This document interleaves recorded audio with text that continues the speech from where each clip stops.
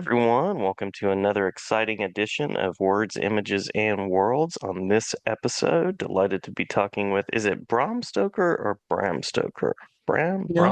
hear it both ways. So, We'll sound fancy here. Bram Stoker, award-winning mhm. writer Tim Waggoner. Tim, thank you for joining. Thanks so much for having me.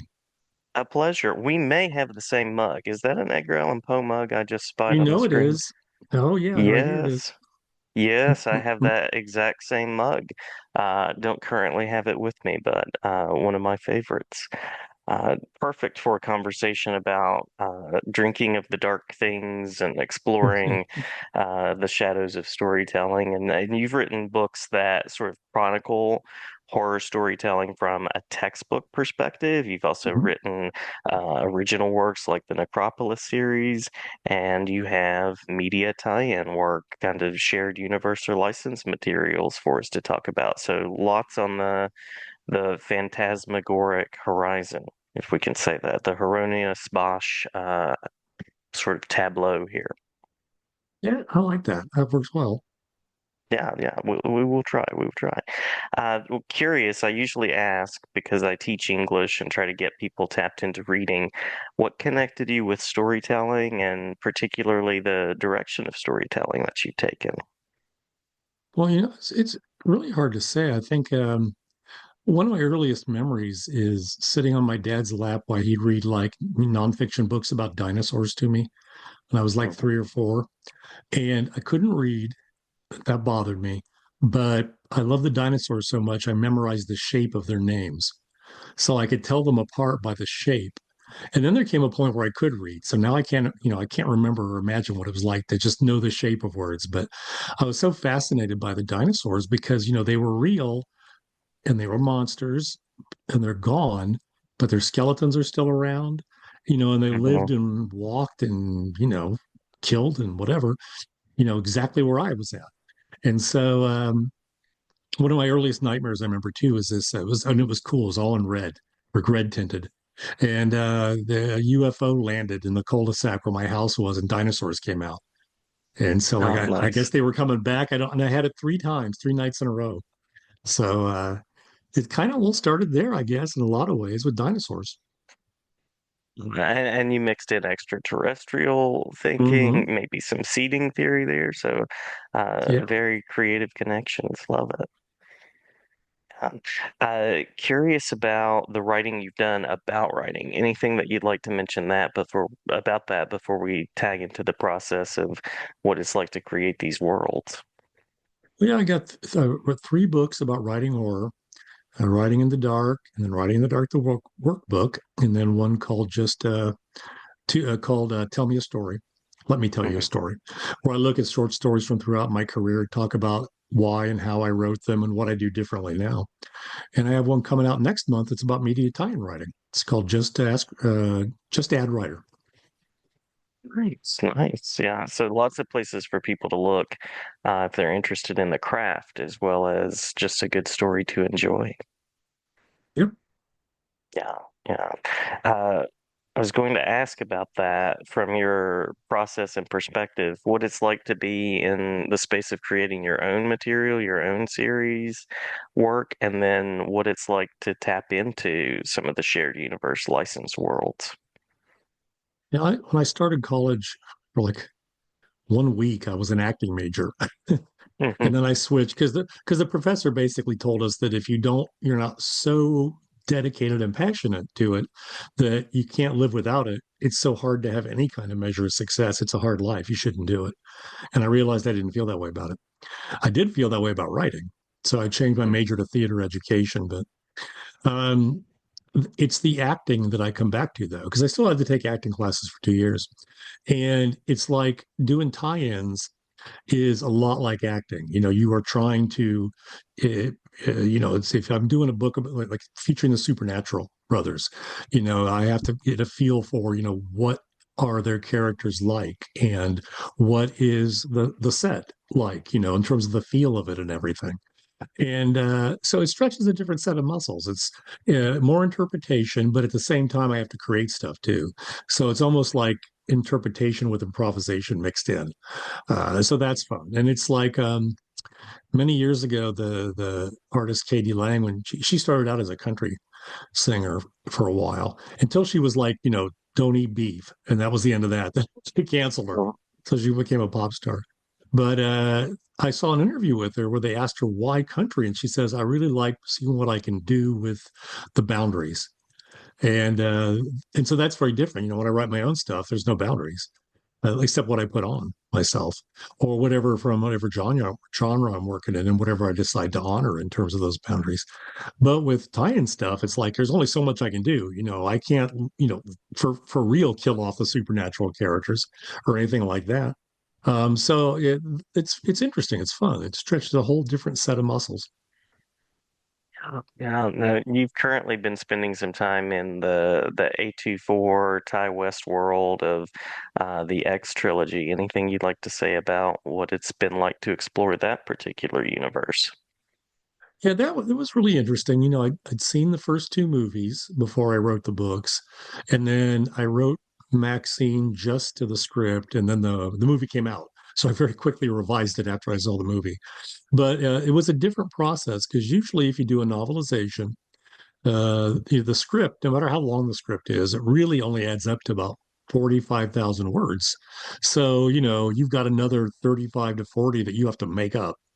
And most of the time, I had done six maybe novelizations before that. They're fine. They don't care. You can add stuff, whatever. If there's something they want you to take out, they'll tell you. But usually they don't mind too much. But Ty West was like, nope, you can't add a thing to these, which is why if anybody wonders why they're so thin, that's the reason why. And then the publishers was because A24 has its own publishing arm. And so the publisher and the editor, they were like, well, they got to be thin anyway. So why don't we go for that kind of sort of retro uh, pulp look in the 60s, in the 50s, where the paperbacks were really, really thin. And they kind of really Mhm. embraced that with the art. But so for me, it became literally like, in a lot of ways, because I did have a script, but like having a play script and having to act, but not being able to add anything. I could not improvise. But what I could do is interpret. So I could still think about, okay, what would the character of Pearl be thinking now? Mhm. And how could I describe something maybe in a different way or a more interesting way or a more atmospheric way or a way that reflects the mood or emotion of the scene that's different than what's in the story, while at the same time trying to go ahead and figure out, okay, this is what Ty's trying to do here, so how do I put that in my own words. So it was really different. I thought it would be hard. I mean, I wasn't that unhappy to find out they were going to pay me the same for half the work. I'm like, okay, thank you very much. But yeah, it was a different kind of challenge. And Ty was involved. He read. Most of the time, the actual filmmakers, the creators, don't read what you do. There's a licensed persons at the studio or the company or whatever that looks at all that stuff. They also look at the dolls and they look at the puzzles and everything. But no, he read everything and he told me what, anything to take out or anything to Mhm. add. So he was very involved, but it was all through a intermediary. So I didn't actually talk to him about it. I literally had a brunch with a friend of mine yesterday, and she had gone to a convention where Ty was at and had him sign a book that I had signed for her. And he's like, "Oh, Tim already signed this. Tell him he did a good job." So I'm like, "Thanks, Ty. I'm glad to hear that." I didn't think he was upset or he would have said something, but Yeah, yeah. Good to get feedback, even by friend and mutual friends, right? yeah, yeah, Yeah. Now you have Conan on the way. Is this true? Some work in yeah, the Robert E. Howard universe? yeah. I got a Conan novel coming out from Titan Books in October, and I've signed to do Conan short story because they publish like just as ebooks, but they publish short stories in the Howard universe too, the various Howard universes. And so I think that's due in August. I don't know what's going to come out. So yeah, I'm excited to get to do another one. It was a lot of fun. And that was, I really had to immerse myself in that world because I'd had an opportunity to pitch for one about a year earlier. And I said, no way in hell that I could feel like I could I know Conan from the comics. I know Conan from the movies. I've read some of the stories, but I didn't feel like I was, you know, immersed in that world the way I would need to be. But this time I said yes, and I spent like 2 months just reading, well, listening on audio to everything I could, all the Conans, and then I moved on to everything else, and spending my time just reading about Hyboria and all of that. And eventually I absorbed enough that I was like, okay, I can do this. And one of the things that I really noticed about when I was, listening to the stories of Howard was what makes the Conan stories different from his others is Hybori as a character. And his other things like, the Cole stories, Solomon Kane stories, Bran McMorn, there's no world that's part of a character. But Hybori is a big, big part of the Conan, an escapable part of the Conan stories. And that really helped me when it came time to write it too. So I had a really good, great time doing it, and I would do as many more as I ever got a chance to do. Nervous because, all the tie-ins I've done, pretty much, there's a rabid fan base. So, we'll see. We'll see what they think. Looking forward to that one. And I have to ask, as I'm spying the Edgar Allan Poe mug again, when you're Mhm. swirling in that world of your own, any particular elements you keep in mind about knowing the proper time to lay on a tense moment or kind of that world building of your own? Um, that's a really good question. Sometimes it's more about when I have like a basic conception of the idea that it's developing that to whatever it's going to be. Um, but I also, I do think of, what's the word I want? It's not exactly a formula, but I do think of like different sort of traits that I like to have in original work. Like if it's original horror, I like to make it um, sort of nightmarish, where like the inner and outer realities kind of exchange or merge, like from the characters. I always write with a really close point of view, and I like to stay with the characters. I like to write in as realistic a way as I can. I saw one reviewer describe it as hyper realistic, and that's so that I can try it if I can, as best I can, to make the weirdness as believable as possible. I find that a really interesting challenge. I like to try to do that. And then, a lot of it is also sort of letting my subconscious come out in a lot of ways. So I am mindful of those kind of things too. I used to write very strictly by outline, and now if I outline, I'll finish the outline, never look at it again. Just sit down and write the book, or I write it without an outline at all. Um, Not the tie-in stuff, because the tie-in stuff it has to get approved. The outline does. I don't feel like I have to stick to it slavishly most of the time. They don't seem to care about that, but can't deviate a whole lot from that. You can't suddenly decide that Conan's going to change into a woman in this particular part of the story, No, which would be no. a really cool kind of thing to do, Yeah, what? but no, no, I don't think they'll let me get away with it. Now I am thinking that could be a good like fanfic alternative universe kind of thing. That could be interesting. That's Conana, right. something like that. Yeah. That's right. That's right. Well, I know that when it comes to the horror genre, people can go and check out your work on that, as far as the craft, all of the artistry that goes there. Anything else that you'd like to say about what makes horror kind of this unique space before we talk about anything else that's coming up?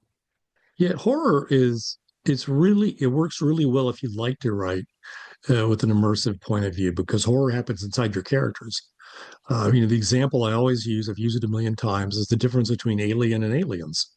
In Mm, Alien, the people on the Stromo, they're minors. They don't have any experience dealing with, threats like this. They're not trained. They don't even have the equipment to deal with it. And so a lot of horror inside them. The Marines in the second movie, none whatsoever. They've encountered nothing this bad, but they've encountered like, monstrous aliens before and they've taken them out. They're trained, they're ready to go, and they get scared once they realize what they're up against. And they may feel some horror, but the movie's more of an action adventure movie than it is a horror movie. But the first one's, it's a haunted house in space, pretty much. And I think that the first one is the best kind of example of what horror is. I use example too. If you have a monster like wandering around in a field, it's not a monster. It's just a thing out there in the field. It's only a monster once it's perceived by somebody as a monster. And so you always have to, and then you have to think about how would this particular character perceive it. And so horror is so internal, and so many people they do this with fiction anyway. But they spend, and I count myself too, but they spend so many thousands of hours more with visual media than they do the written word, that they try to write as if they're watching something on a screen. They're a passive observer, detached from the story and the characters, just writing what they see in front of them. And while you can't do that, it does. I don't think it works really well. That kind of immersive getting into the character's head is like the thing that the technology of fiction can do that nothing else can do for us yet. Maybe someday Mhm. I'll be taking a jack off my computer and sticking it in my head and believe I'm in a story. But until then, the only thing that does that, I think, is the written word. And since that's the great strength of it, I think it's something that everybody should lean into, but especially in horror Yeah, and yeah. romance. Horror and romance are pretty much like different sides of the same coin, because romance, you have to be into the characters' heads and into their emotions. I had a colleague of mine, he's retiring this year, but she writes romance novels, and I attended a workshop she did. And she was talking about how characters in romance novels have heightened senses. You write them that way. And I'm like, oh my God, that's exactly what you do in horror. But because when Mhm. you're scared, everything is bigger. And I was like, it's not that different. A lot of the techniques are the same. We just don't have guaranteed happy endings, is all. True enough. That's a great connection. And I'll also tag here for listeners that you have created licensed material in the Alien verse as well. That's right. That's out there. Yes, I Yeah, did. yeah. That was a lot of fun I, too. I'm always struck by how contained that first story is. Looking back at that first film, it Mhm. really is kind of this, as you said, haunted house in space. Everything's happening right there, and it's Right. pretty brisk as well. Yeah, and it's like a lot of first movies or first books. The great strength is there's no mythos. There's nothing to bog that down. All you need is a couple little things to discover about the alien. It's got acid for blood. It impregnates people and they bust out of the chest. The little embryo does. You can't kill the damn thing no matter what you do. It just keeps coming and coming and coming. And that's it. You don't know where it came from, what its purpose is, why it's like this, and you don't care. Hmm. But the more you find out about it, then it's one of the things I say about horror is once a character or archetype or an image or a trope becomes known, it loses its impact. It needs to be unknown as much as possible. And once it becomes known, it's like an adventure thing. Once you know all the rules for vampires, then it's like an adventure story more. Uh, because they knew the rules for the aliens in the second one, and it was a lot more like that. True. Well, we mentioned the Howard verse. We've mentioned Ty West and A24. Anything else that you'd like to mention that is on the way, as well as anywhere that people can go to find out more? Well, I did the novelization of Terrifier 2, and that came out, and people really enjoyed it. They let me add whatever I wanted. So I added all kinds of, I tried to do it so it made a good story overall. But the third one I did too. I'm not sure when it's going to be out. Because it's set at Christmas time, I'm guessing that it's going to come out around Christmas, but it's a complete guess. I have no idea. This one, the first one, the script was completely on the screen, so there's nothing in the first one I did in Terrifier 2 that was a scene that was not in the movie.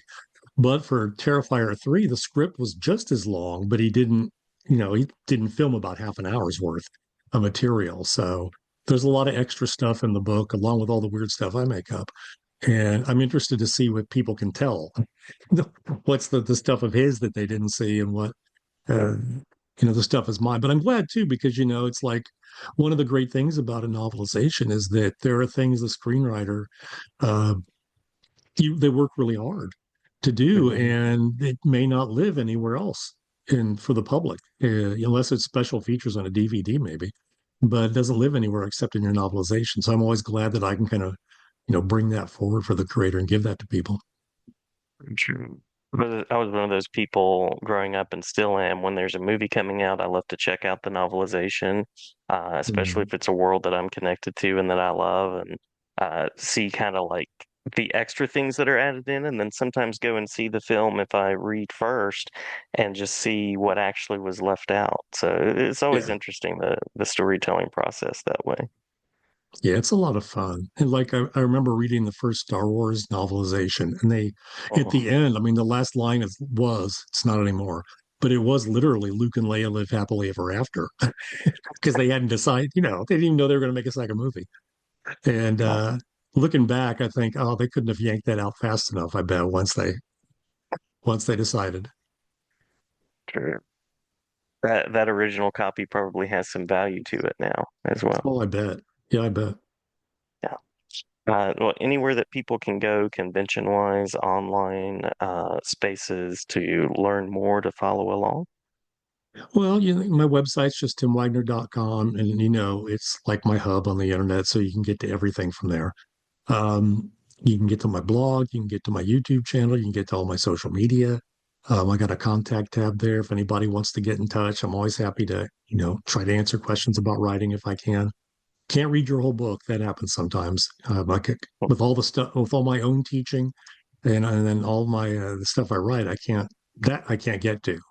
But otherwise, I'm happy to answer questions about things. Conventions, I'm going to be at StokerCon. I'm one of the guest of honors this year. I'm going to be at Horror on Main, one of the guest of honors there. And that's cool because their theme this year, it's always kind of a media con, but this year it's adaptation. It's book to movie, movie to book. So I thought that was pretty cool. So I'm looking forward to Ooh, being there. Going to be at Gen Con this year. I used to go to Gen Con for the Writers Symposium for years, but I'm back doing that now because a buddy of mine, Maurice Broaddus, is in charge of it. So yeah, people can find me in those places too. If you go there, come say hi. ooh. Well, you're a textbook writer. You've written these books that can very well be textbook basis for uh, crafting horror. Anything that you'd like to say about your teaching, by the way? You mentioned that just now. I'm going to get to retire in 3 years. No, I love teaching. I taught part time for like 10 years before I got my tenure track job that I've been at for the last 25.